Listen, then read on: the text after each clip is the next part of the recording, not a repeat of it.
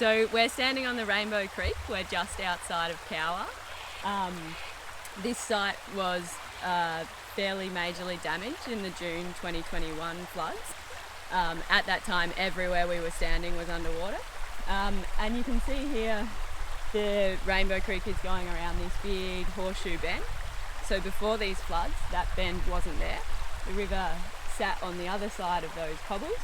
And the line of vegetation that we see at the far end of the rock went straight through. So the other interesting thing about this site is that it's very close to an avulsion hotspot. So the Rainbow Creek is a fairly new river, and the Old Thompson is where the river originally was.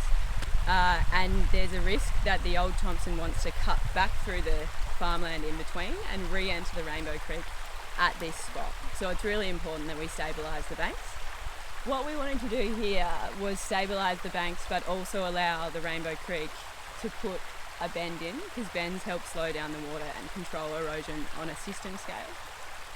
So basically what we did here is batter the bank.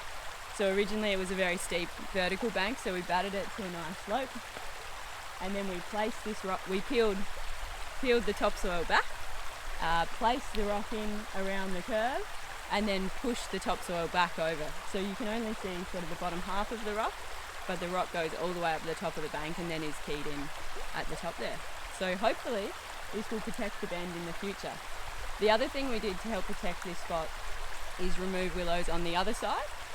So you see a lot of bare country on the other side. So before the project works, that was all full of willows. And after the flood, there was massive, like bus-sized piles of debris. So we've been through, we've burnt them, we've cleaned up the willows, and then we will replant the whole area on both sides with native vegetation.